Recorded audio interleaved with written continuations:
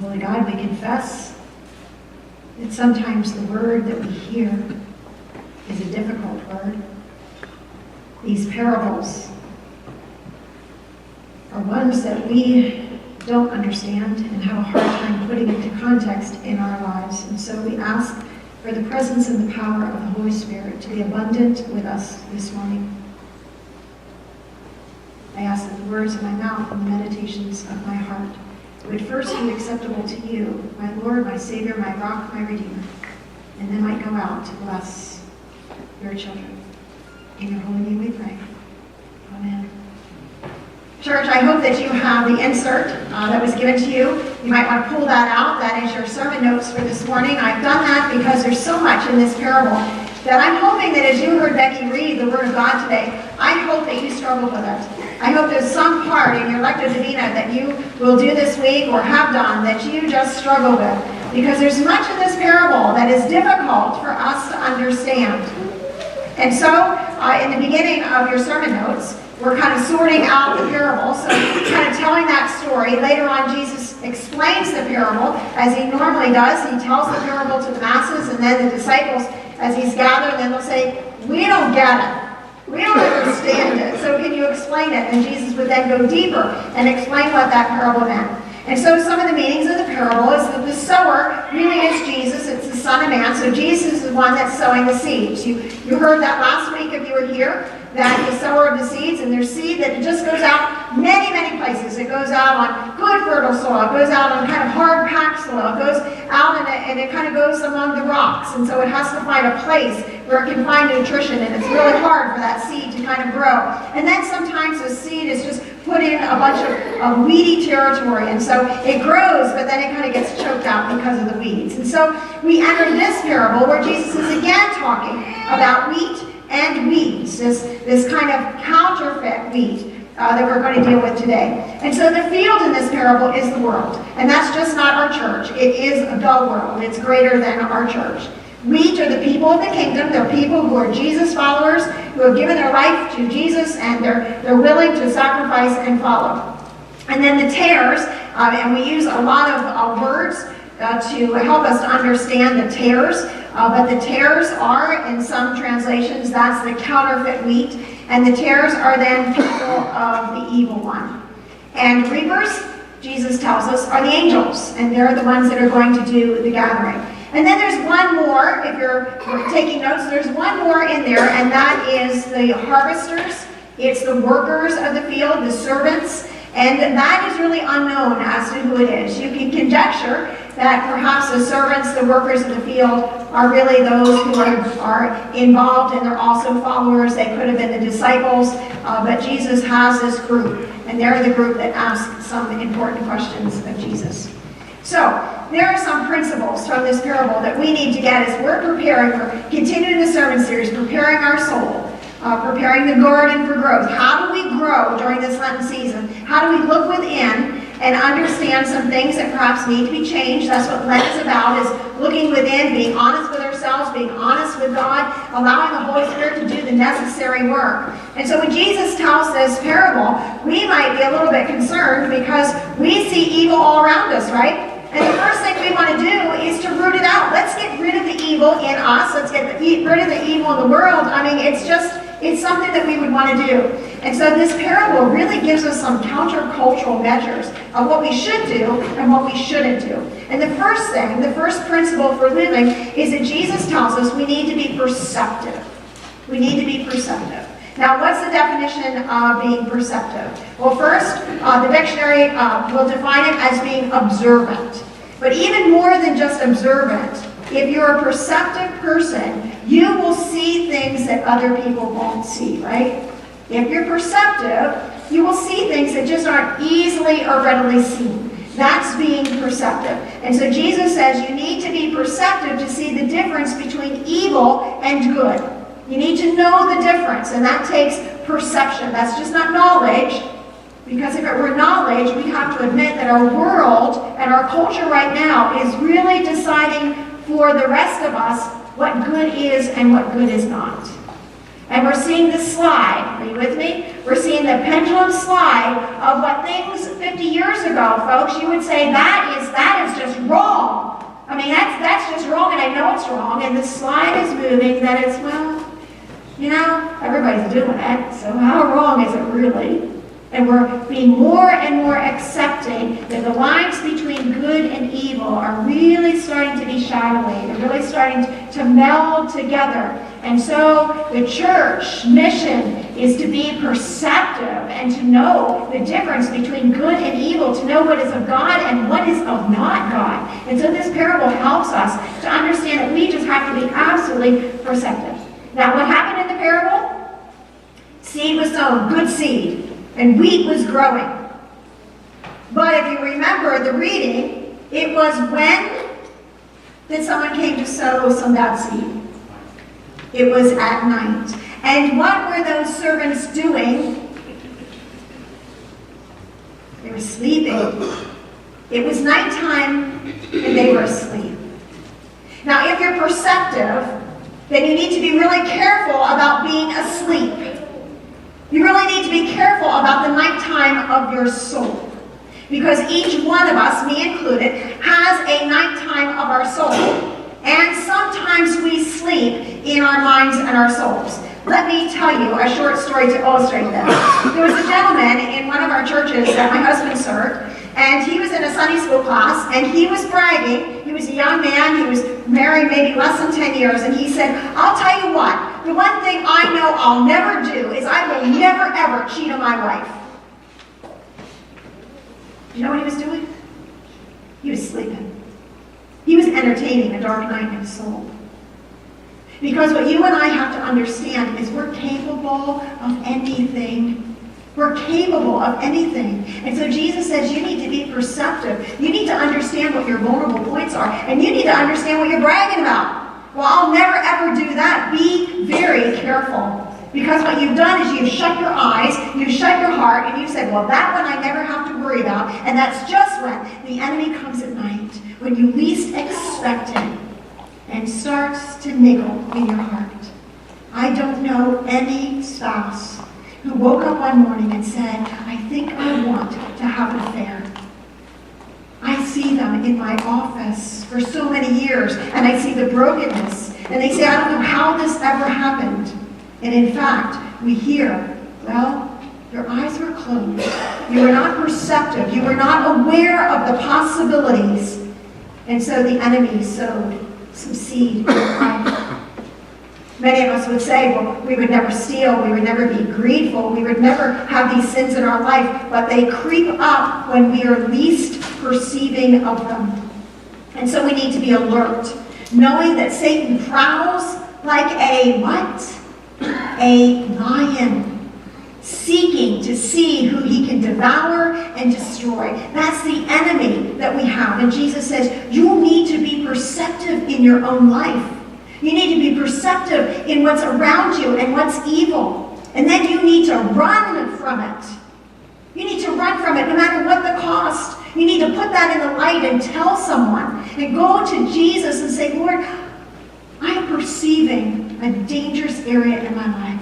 I'm just perceiving that I'm starting to go down the wrong path. Now, do you know what we typically do? When we start to perceive a dangerous area in our life, do we go to Jesus? No. We actually, by human nature, by our brokenness, we do exactly the opposite of that. Is we run and we hide in shame. And the last place we ever want to do is to go into the arms of Jesus and say, Abba, Daddy, I need help. I'm going in a place that I don't think I should go. I'm thinking things that I don't think I should think about. Here's my thoughts, Lord. Here's my heart. I need your help to be victorious over this. Be perceptive. Ephesians 6:8 says, be alert and self-controlled. 1 Peter 5:8 says, be alert always, praying for the saints. If you're not in conversation with the Father, then how can he let you know that you're in danger? In some of the places that are so dark that we don't even know about, the Holy Spirit is able to niggle us to say, hey, I need to get your attention. There's something that's coming up. There's a relationship that's coming up. There's a situation that's coming up, and you're going to be tempted. And I'm here to help you and protect you, but you just need to open up for that protection. Number 2 is this parable teaches us to be patient. I think it's rather odd that Jesus, when the servants, and remember they go to him, I love that, is they see the difference. The wheat is growing and the darnel, the tares are growing. And as they grow, they start to say, oh, I see something's amiss, something's wrong. And immediately, they don't do what they think they should do. Now, I'm not a farmer, I'm not a gardener, but I'll tell you, when my tomatoes are growing, and I see weeds coming up, do you know what I do? I don't ask anybody. I just go out to my garden, and I'm pulling up all those weeds. And what I don't know, because I don't know, is that when I'm pulling up those weeds around that tender tomato, I am disturbing the root system in my tomato. And so when they go to Jesus and they say, so, what do we do, Master? We're seeing that there's something wrong. There's something wrong. And Jesus says, do nothing. What? Do nothing? Tolerate evil within ourselves? Tolerate evil in other people? Really? Do nothing? And then Jesus quickly gives the reason. Because if you're too fast, if you're too mindless to just pull that out, you're going to disturb and destroy the whole crop. And what Jesus is telling us here in this parable is that the long arm of mercy, the long arm of love of God extends not just to the wheat, but to the tares. Isn't that beautiful? That Jesus says, I would hope that no one would perish. And so he says, you be patient. I know you don't like to live with evil in yourself, and you don't like to live with evil around you. But Jesus is asking you, be patient. Be patient. Because I have the power to transform a tare into a wheat. And if you are just going on a weeding frenzy, you're not doing your job, you're doing God's job. It is only the job of God to judge. How do you know at that young age what is a weed and what is wheat?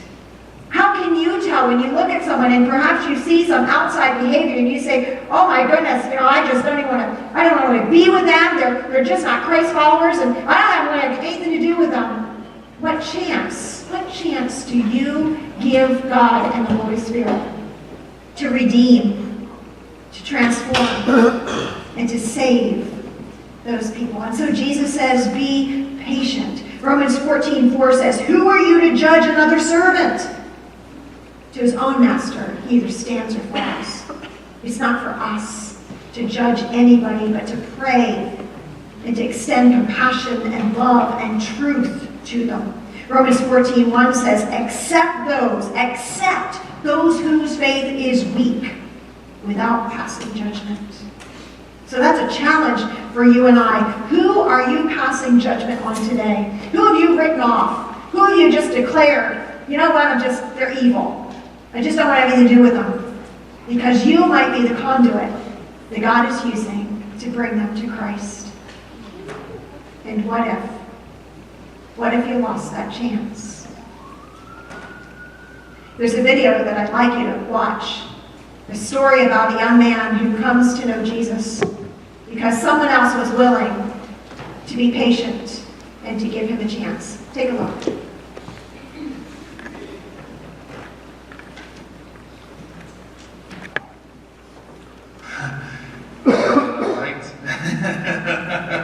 To be honest, in high school, we had a pool in our neighborhood. I remember seeing her, and she had this aura about her, and it was the Holy Spirit. I didn't know at the time. I didn't grow up going to church. I didn't grow up really know a lot about Jesus Christ.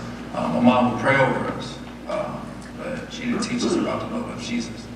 I said, I gotta meet this girl. I gotta know who she is. There's just something deep in my heart. Like I've never felt this way before. And I was a popular guy in Dayton, Ohio. Everybody knew who I was. I was an athlete, star athlete. Why don't I know this girl, right? And a few days later, I ended up meeting her. She said, I love Jesus Christ. And I didn't understand what she was talking about, And I said, oh, she said, well, if you got a date, you got to meet my parents. You got to we got to pray, we got to do these things. I'm just like, and I was just so, I had the fear of the Lord. I could feel it over his, I was so hands off. I was like, all right, I'm going to do what she asked.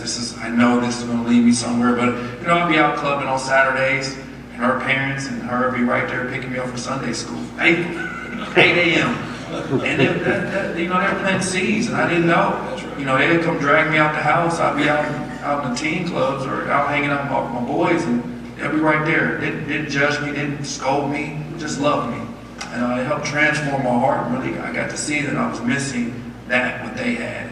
And sports was not the fulfillment or the gratification of people telling me how great I was not the fulfillment. It was the small seed, the small amount of love that these folks were showing me every day. This 15-year-old girl being committed to her faith, her family being committed. And so I started learning more about Jesus, started learning more about the Gospels.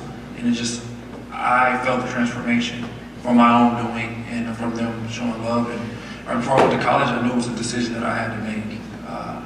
And I remember crying with her, and saying, I don't have what you have in your heart. And I want to know what it's like to have Jesus in my heart. Because it was just so glorious of her explanation and what she had deep inside. Do you hear that story? Do you hear the power? Do you see the power that we have as followers of Jesus? So we need to be strong wheat. We have a purpose in life, and that is to declare God's love and mercy and to tell our story and God's story so that others might know. I wonder where Will would be today if he didn't have that 15-year-old girl who was willing to stand up for what she believed in, but did not judge him. Both offered love and mercy and acceptance, but did not stagger in her beliefs. She stood firm. The last that Jesus teaches us is we need to be prepared. We need to be patient, but we also need to be prepared. And we always need to be prepared, ready to give an answer. So let me tell you a story about the Chinese bamboo plant, which grows to be this incredible tree, but it starts out as a little seed. In year 1, the seed is put in the soil, and they water and they place fertilizer on that seed, but nothing happens. Year 2, they water and they fertilize that seed, but nothing happens. Nothing. Year 3 and year 4, they water and they fertilize the seed, but nothing happens. You know what I do? I throw out the seed. I would. I mean, you wait 4 years on a tiny seed and nothing happens. I would say, seed's not any good. Let's do something else. Let's start over. But year 5, they water and they fertilize that seed. And the first 6 weeks of year 5, that seed grows 9 feet. 6 weeks, folks, 9 feet. Now here's the question for you. You ready? You need to answer this one. When did the seed grow? Did it grow in year 5, in those 6 weeks? Or did the seed grow all 5 years as it was watered and as it was fertilized? Do you have that kind of patience with yourself? Some of you have been longing to be free of a specific bondage that you're dealing with. You've longed to be free of a certain sin and a certain addiction, and you're not seeing results. And you might be just so apt to throw out yourself and to perhaps throw out your God. And we're told to be patient and to be prepared, for God is doing a good work in us until completion. And who are we to look at any progress that anyone is doing, however small or however large that we perceive, and say that God is not at work? Instead, what if we looked at one another? What if we looked at the difficult people in our life? What if we looked at the difficult things in our life and we said, God is at work. I'm choosing to see God at work here. And I will pray that God brings this to fruition, to completion that I might be complete. And so what we're told in this parable is there will be a judgment. This isn't just an endless, oh, well, good, when I get to it, I'll get to it. It's Jesus says, no, folks, there is a judgment day. There is coming a day when it is over. When grace, mercy, and compassion, it's its end day. It's the day of sorting. It's the harvest. And Jesus says at that time, the angels are going to come and they're going to gather the counterfeit with no fruit. Now here's an amazing fact I found, and I love this. When wheat grows and it gets the grain, do you know what it does? It becomes so heavy, it bows. It bows. And so it's easy at that end time to know the counterfeit tares and the real wheat. Because the real wheat will be bowing in worship. The real wheat will be bowing in worship. And the darnel, the tares, will be standing straight and proud. And what Jesus is telling us is he doesn't be the one who chooses. He's not the one to choose. When all that sorting is, the choice is ours. It really is ours. We get to choose. Do I want to be a wheat, bearing fruit and following Christ? Or do I want to be a tare? Do I want to stand tall and proud on my own, with me on the throne of my life? And when that choice is made and the judgment day comes, then we will live with the consequence the rest of our life. And so Jesus pleads. He pleads with us. Be receptive. In this time of Lent, let's look at our lives and let's see, what is it, Lord, what's my next step? What is it you want me to do, to change, to be? How are you going to grow me? Because I'm open to be grown. Lord, help me to be patient with myself as I'm struggling through these things, as I try to open up the closet and give you some of this junk that I have. And Lord, sometimes I just want to give you the keys and you just open up the closet. As I pray the pastoral prayer, sometimes I pray, Lord, work against. We give you permission to work against our will so that you can sort out all of our junk. And help me to be patient with myself, and then help me to be patient with other people. That you planted seeds in their life for good and for good purpose. And help me just to love them and give them truth and kindness. And then, Lord, most of all, help me to be prepared. Because one day, Jesus will be coming. And the choice will be ours and ours alone. Let us pray. Holy God,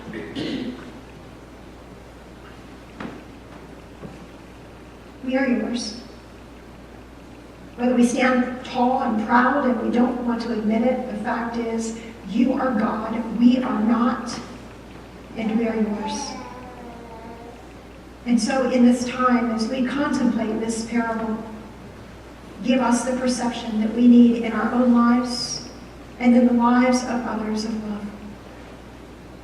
Give us patience with ourselves and with others. And Lord, grow us to be prepared, ready to come home to you in that final day, the day that surely, as good as your word is coming. We give you permission, Lord. In Jesus' name we pray.